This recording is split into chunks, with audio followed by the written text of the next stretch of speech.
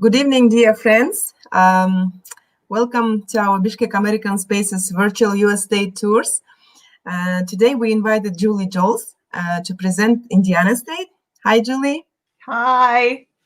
Good morning in your area and good evening in Kyrgyzstan. Yeah. Thank you for joining the live session at Bishkek American Space to talk about your home state. Let me introduce you first to our audience. Julie Jolles is a financial economist in the State of Department's Office of Development Finance. Prior to her current position, Julie was detailed to the U.S. Executive Director's Office at the World Bank. During her career, Julie has served as economist, political, and consular positions. Immediately prior to her bank detail, she covered Central and Southern African issues on UN Security Councils at the US mission to the UN. Julie served 5 years in Jerusalem and Tel Aviv and worked as a Gaza economic officer during 2013 to 2014 Middle East peace talks. She has also served in Paris, the War Crimes Office, and Colombia. Julie is married with 2 children. Dear friends, I would like to remind you that you can join this live session, you can ask your questions, you can comment, and during this live program, Julie will ask your questions. Okay, Julie, if you are ready, people started joining us. The floor is yours. Thank you very much.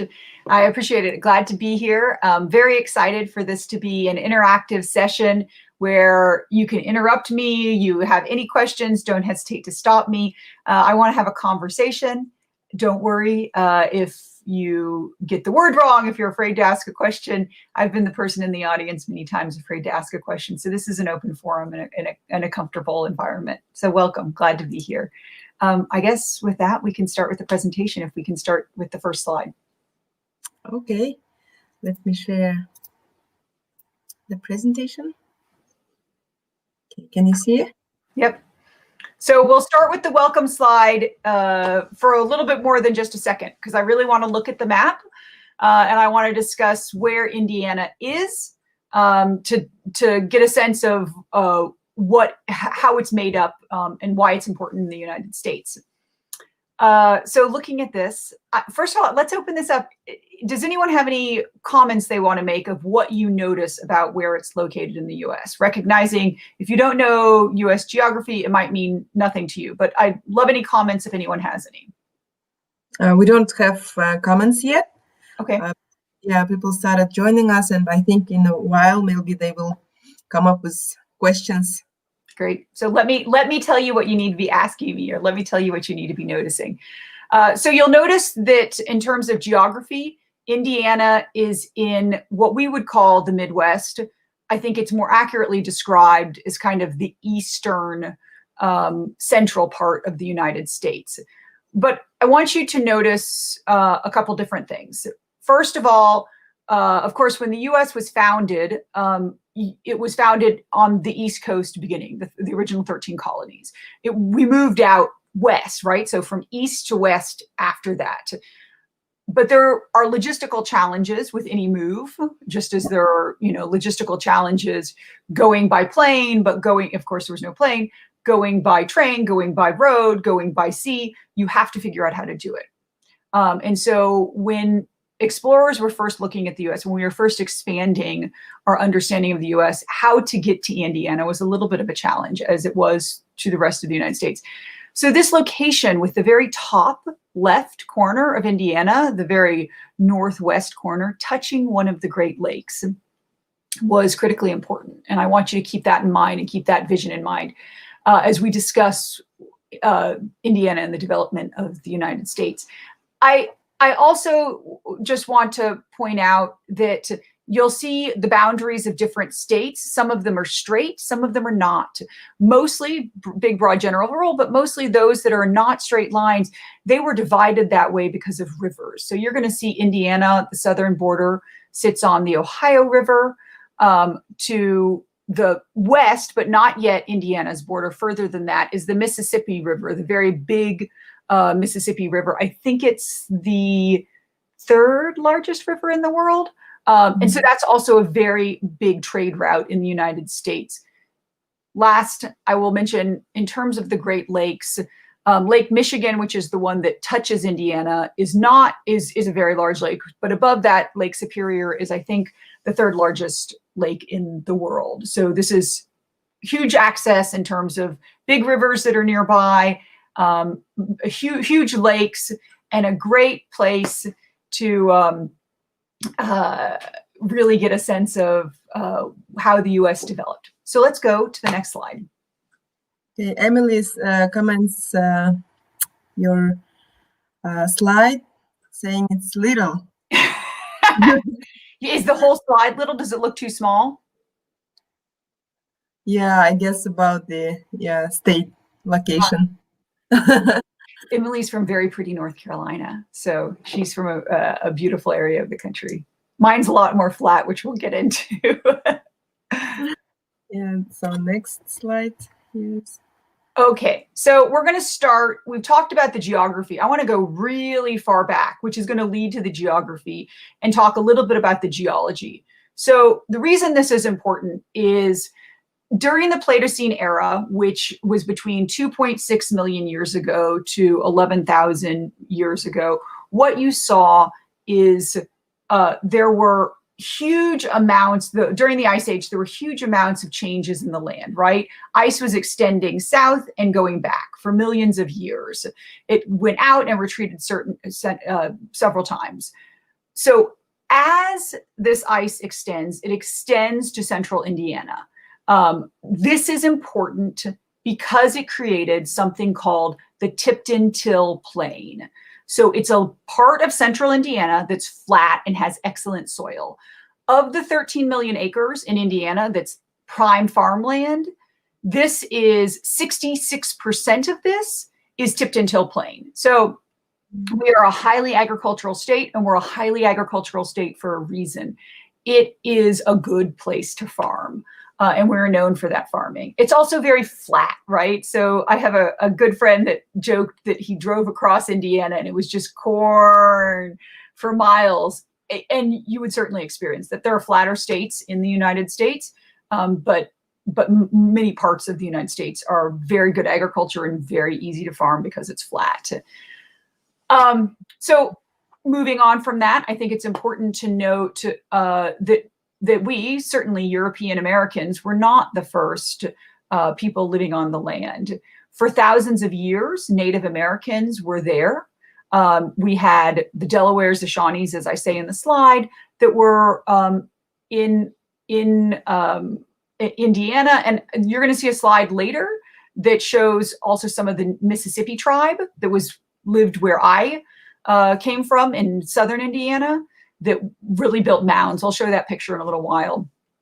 But there was an understanding and a large Native American population that was there.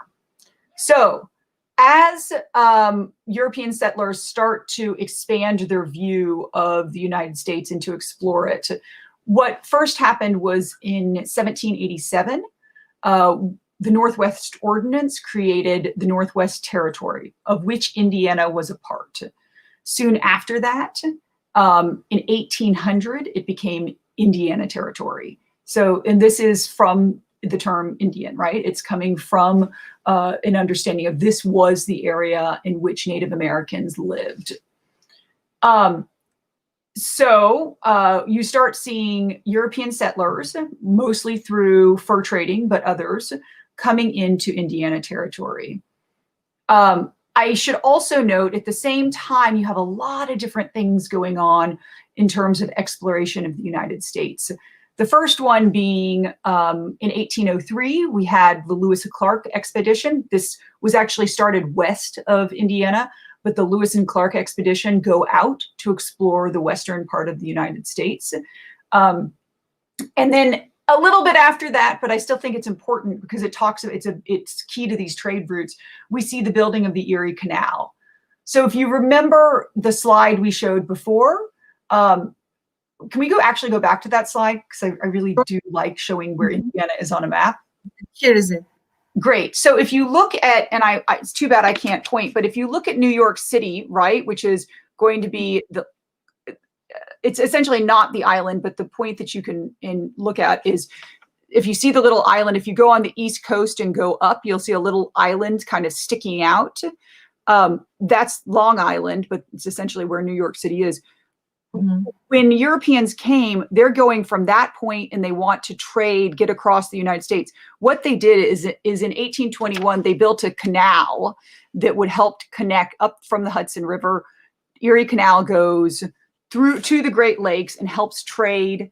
And this is the time multiple canals are being built, but helps trade go along water routes. These are flatboats that are crossing the United States. So anyway, Indiana is being explored, but at the same time, we're also seeing increasing battles with Native Americans. So the Battle of Fallen Timbers in 1794, which then created the Treaty of Greenville in 1795. So through these, Native American titles to lands were lost through purchase, through war and treaty. And half of the state was then formally acquired through the Treaty of St. Mary's from the Miami and Native Americans in 1818. We can go back, sorry, to the next slide, to the next slide. What we see, and this is incorrect, sorry, it shouldn't be Indiana became the 19th state in December 1916. It should be 1816. So it becomes a state 1816, and you see an even greater influx of German, Irish, English immigrants coming to Indiana. Even in my little hometown of Evansville, we were next to a small community that still had German speakers. Growing up, there were older German community that was still there. Okay, we can go to the next slide. Mm-hmm. Okay, these were just some pictures I wanted to add because they feel like home to me. So the first one being when I talked about the Tipton Till Plain and how flat it is. This is what I saw growing up. Now, to be completely honest, Southern Indiana, where I was from, is a little bit less flat. There are more rolling hills. But driving up to my grandparents, or even just, the hills aren't gigantic. This isn't the Rockies. What I was used to was playing in cornfields and spending my time going through corn farms that looked a whole lot like this. On the upper right of this slide, which you'll also see, this is Angel Mounds. This was a historic site close to where I grew up that was essentially civilization by the Mississippi Native Americans that built a thriving kind of metropolis close to the Ohio River, where I lived. We would go all pretty regularly on school trips. And then just a picture of what it would have looked like thousands of years ago with Native Americans living on the land. And then what you saw with settlers in the lower right-hand corner, what you saw of European settlers that were living in, as you imagine, with Abraham Lincoln and others, log cabins that these were pioneers, and it was certainly a challenging environment, but which were learning to live off the land. Okay, I think we can go to the next slide. Okay, I would like to remind our viewers, please feel free to ask your questions in comment section and leave your comments as well. So we will read out loud during this live or after this presentation. Here we have one more comment from Emily. She's talking about the state map. It looks very small. I guess it's a big country, she says. Yeah. So next slide, right? If you were to overlay this with Alaska or Texas, she's right. It's it looks teeny. So to respond to Emily, I should say it is the 38th largest state. It is the 17th most populous state. So it's not, the smallest states in the United States are on the East Coast. So it is actually one of the smallest states west of what you would see on the East Coast. So she's right. It's relatively smaller. So the capital is Indianapolis, and which is also the biggest city. Indianapolis has less than 1 million people at 886,000. The total population of our state is 6.7 million people, and it's close to 93,000 square kilometers. So I compared Indiana to Kyrgyzstan, and I believe population-wise, Indiana's close. Correct me if I'm wrong about this. This is my memory from looking at these numbers. So population-wise, we're about the same. Size-wise, we're much smaller than you are. So, you know, we're living in very different environments. I also imagine you're much colder than we are, though, because we're kind of a long state going north and south. The very top of Indiana has very cold winters, 4 seasons, but very cold winters, and strong winds that would blow across Lake Michigan. The very southern part where I was still had a full 4 seasons, still had cold winters, but a little bit less dramatic than what you'd see in the north. So I mentioned that agriculture is a big part of our industry. I think it's also important to note manufacturing, but specifically car manufacturing, car parts. We are not #1 in the country. Detroit, Michigan, or Michigan sees more car manufacturing, but it's an important part of our economy. Also mining. Just growing up, it was certainly manufacturing and mining that were huge employers in my small town. Our GDP is close to $360 billion a year. So we are making a lot and selling a lot around the world. We can go to the next slide. Mm-hmm. Yeah, it was very nice during this week. Very nice weather, but today it's windy, it's cold, it's real winter. You know, I'm used to winter and I like winter sports, but there does become a point where a little bit of sunshine and warmth is a breath of fresh air. So these are also scenes, and it's funny because I think to the viewers, these are just pictures. To me, this does feel like home in many ways, especially the top left. Agriculture, soybeans and corn specifically were a big part of who we are and our economy. So soybeans, as you see in the top left corner, were a huge export for Indiana. The top right, I picked this picture specifically because of a Toyota manufacturing plant that we have close to my house in southern Indiana. I vividly remember when it came to town and how excited everyone was. Eli Lilly, which makes pharmaceuticals. So I guess I should note that so it's cars and car parts, and it's also agricultural, but we also do pharmaceuticals and chemicals as huge exports of machinery. And I shouldn't just say corn and soybeans because it's also hogs and dairy. But for me, growing up, it was corn and soybeans that I saw the most of. And then mining, coal, stone, gravel, and bauxite mining.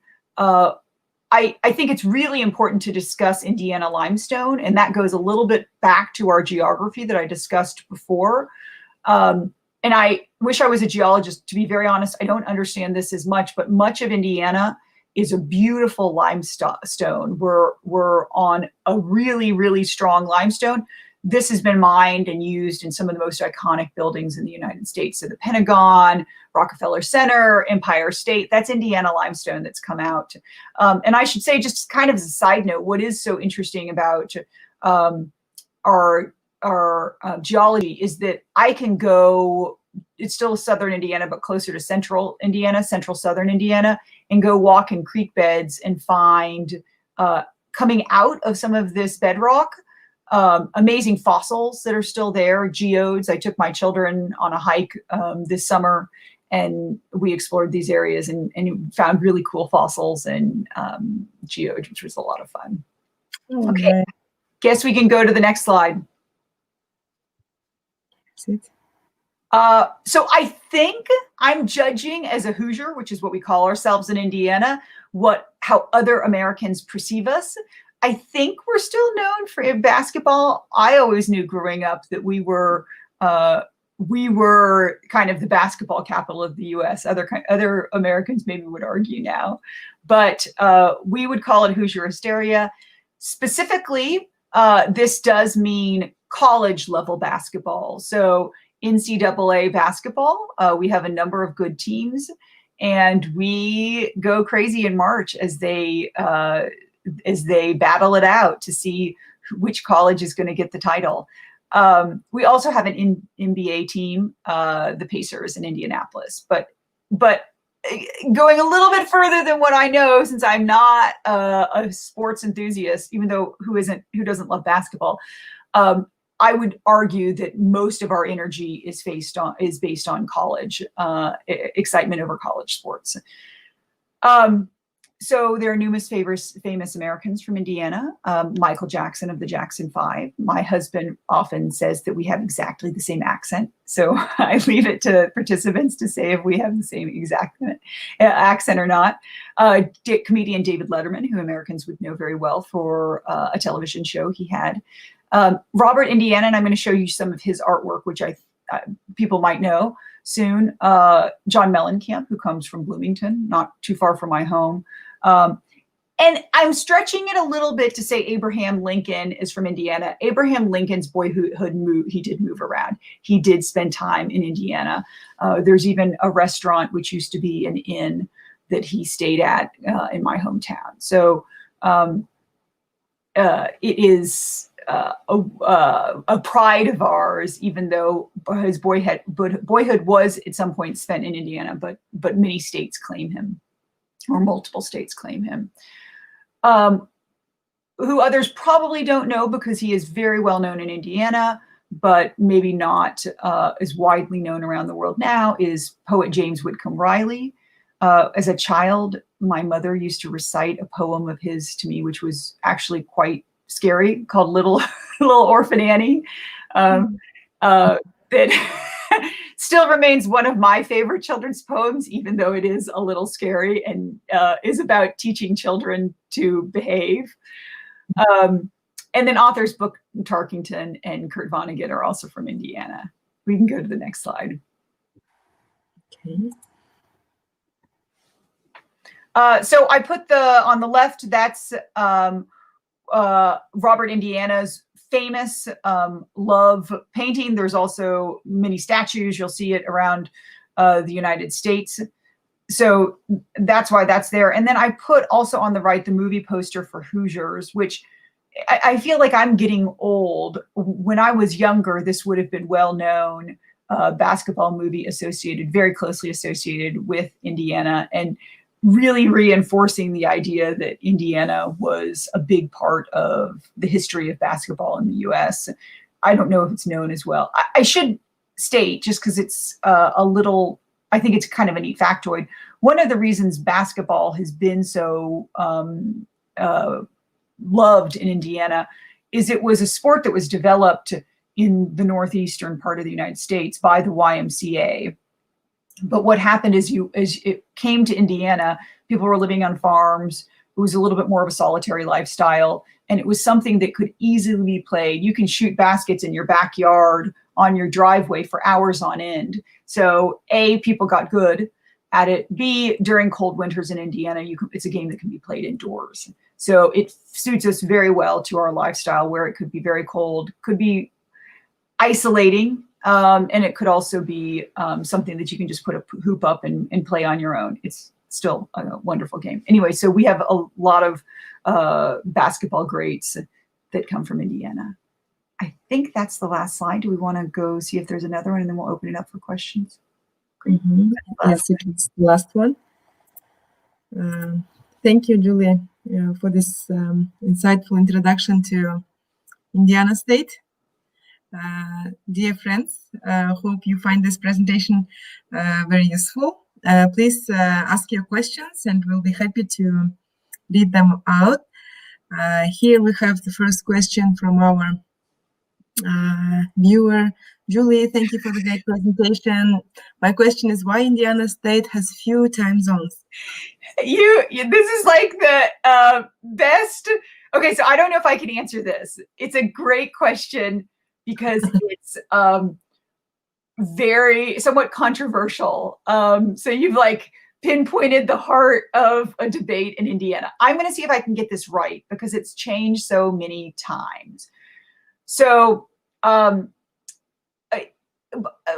I was growing up, the southern Indiana, where I was on a different time zone than Indianapolis, than central Indiana. The belief being that we felt more connected to Illinois, which was west of us, than other parts of the state.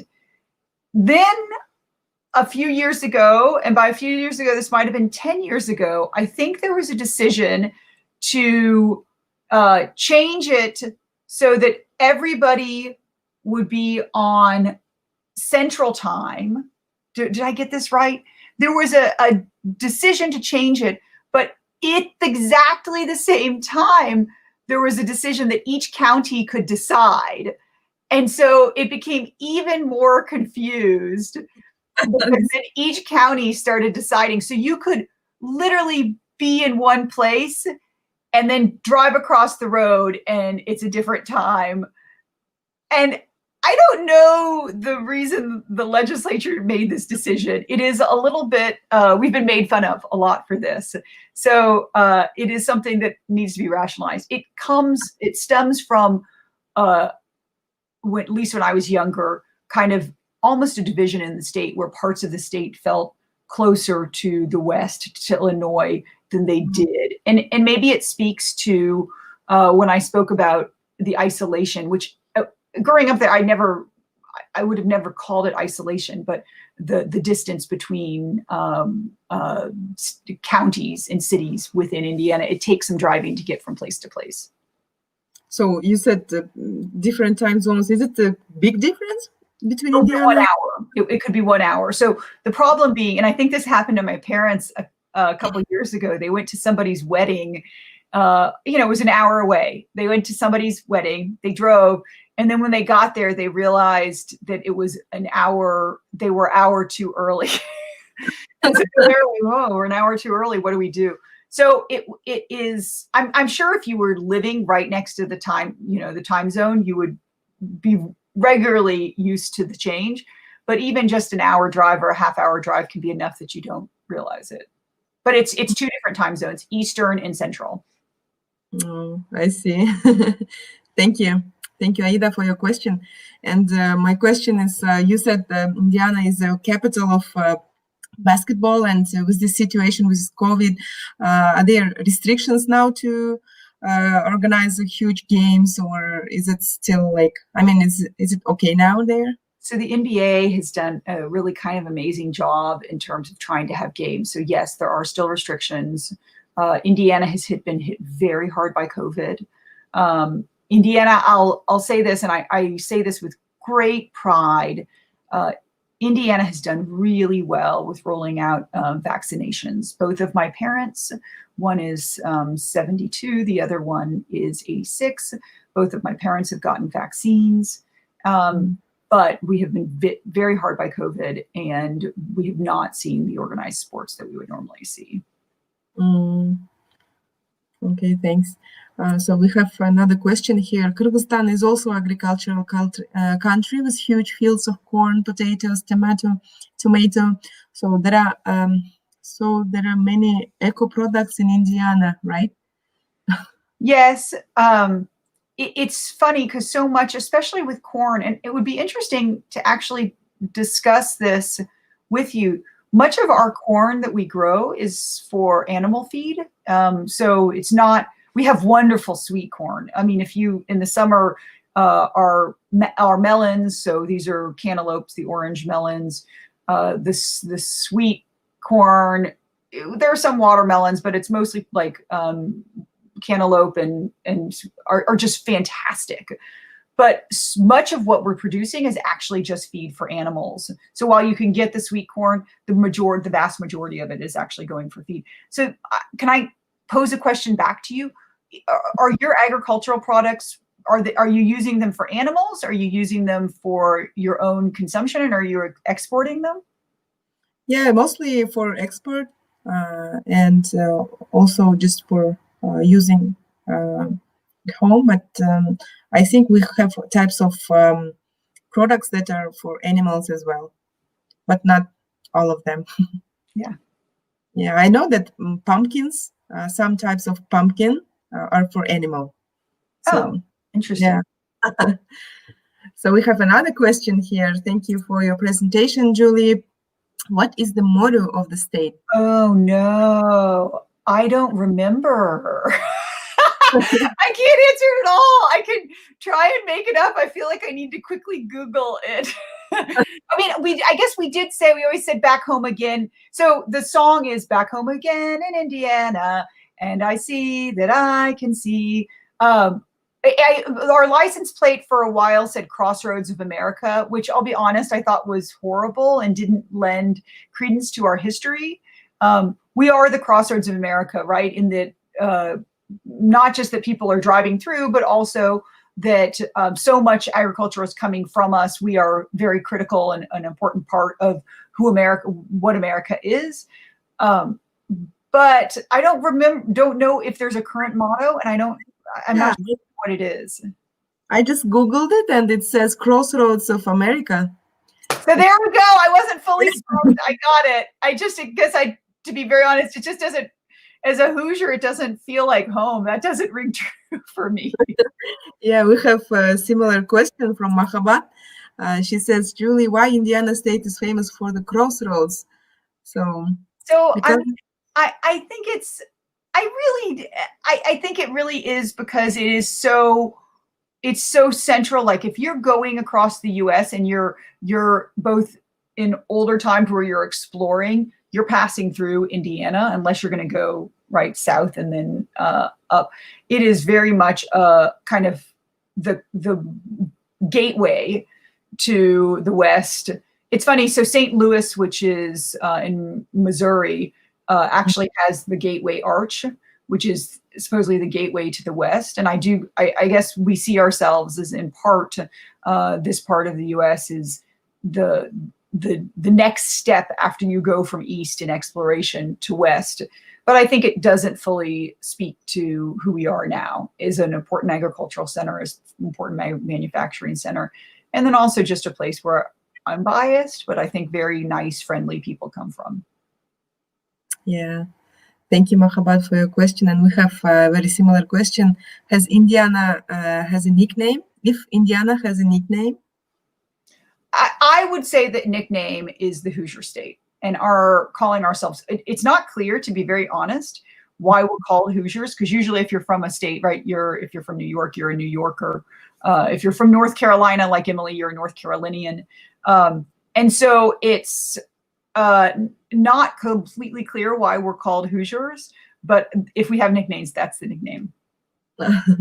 Okay, we have a question from Emily. Is the agriculture organic? And that might have been part of the question. So there is some organic farming, but a lot of this is big industrial farming, much of it, in part because it's a lot of it's animal feed.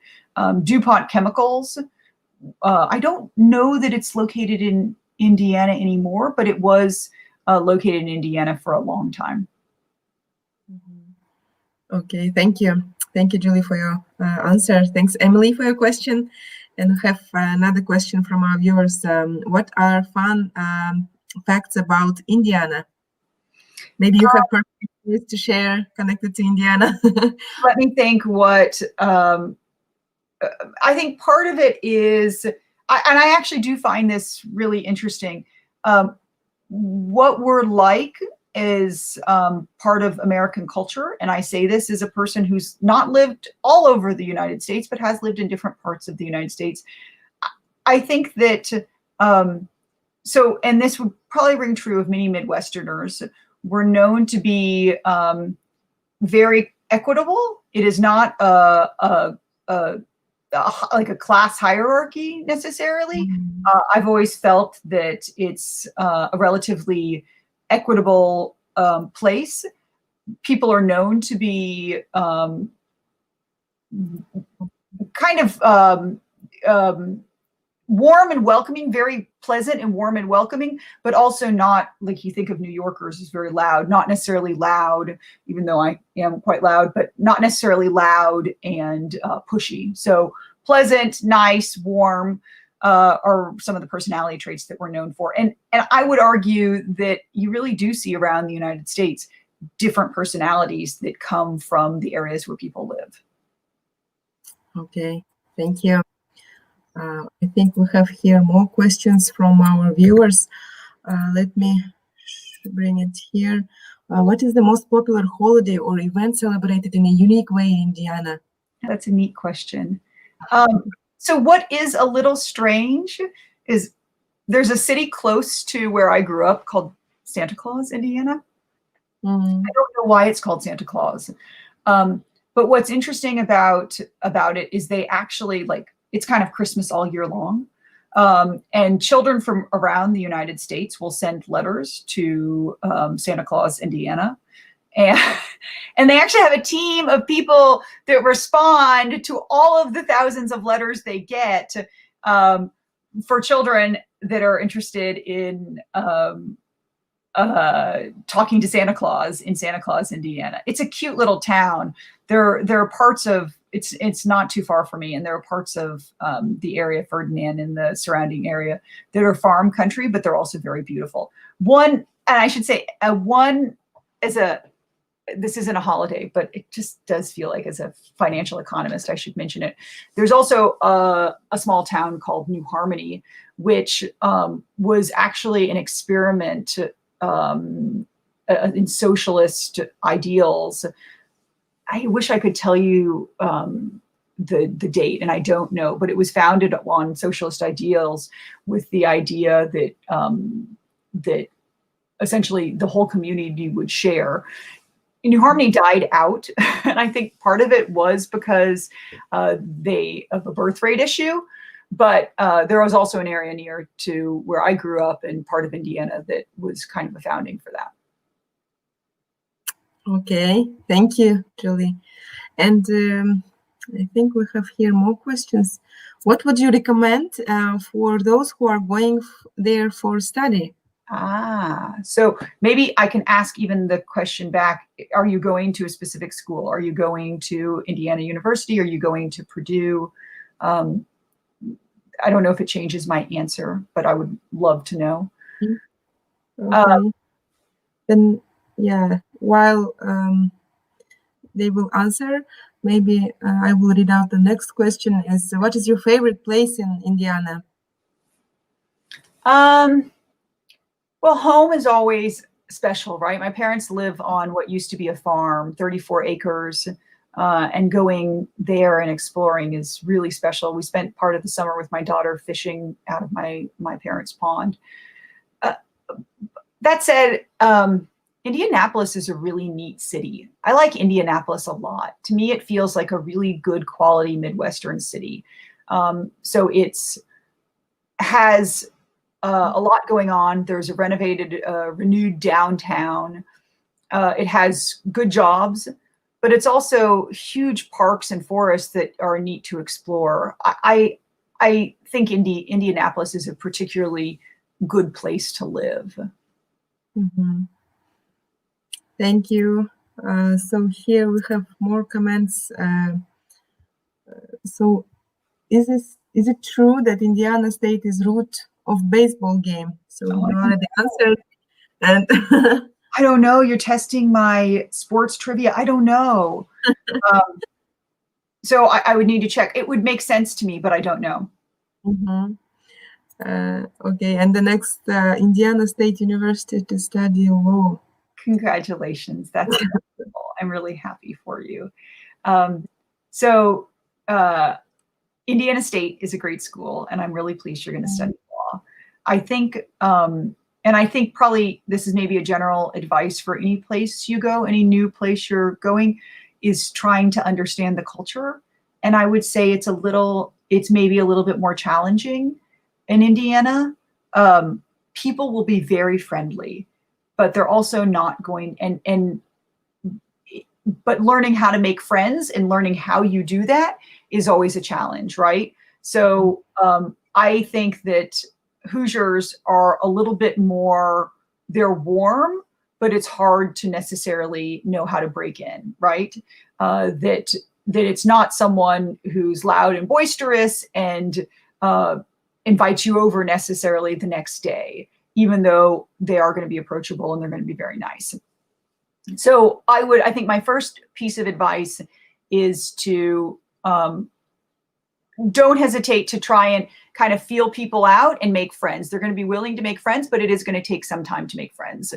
The next piece of advice I would say is, and this is maybe a COVID response, but I think it's really true. We think of Indiana as kind of flat and not particularly interesting, but the reality is there are beautiful, beautiful areas outdoors to explore, and you can easily go and explore these areas, and I urge you to do that. I urge you to go walk in some dry creek beds or, you know, streams and look for geodes and look for fossils, and I urge you to explore the national parks. They're beautiful, the state parks. So I think that's one of the main things I would urge you to do. You're going to have a lot of fun. Congratulations. I'm really happy to hear that you'll be at ISU and Indiana State and we'll be studying law. That's great. Yeah, thank you. Thank you. Very, a lot of similarities, like friendly people and like beautiful sites. So I hope our viewers will be inspired and motivated to visit Indiana in future. So you said it's the Indiana State surrounded with lakes, so there might be a lot of seafood, right? So it's funny, you'll eat, there's fish. It would be harder to get shrimp and lobster and some of the, you know, seafood, but yes, you're right. There's, I grew up eating fish that we caught in a lake nearby. Nice. Yeah, we have here, people are thanking you for this presentation, saying that it was very interesting and you are a very bright person, and our viewers are thanking you here. Thank you, Julie. It was an amazing session. Thank you. So there are many appreciation words from our viewers. So thank you, Julie. This was our last question. Great. And thank you for this very interesting, insightful, and very useful presentation about Indiana. So it's so great that we can still stay connected through this virtual US state tours and visit all 50 states, inviting such a great people as you are. So thank you for your time and effort. Thank you for joining early in the morning. I hope to see you in our future programs as well. Wish you a very good day and have a nice weekend, dear followers. Thanks for being active during our live session. Thanks for asking and leaving comments. So have a great day and have a great night, dear friends. Thank you. Have a good evening. I really appreciate it. Have a good day. Bye. Thank you. It's nice to having you. Bye.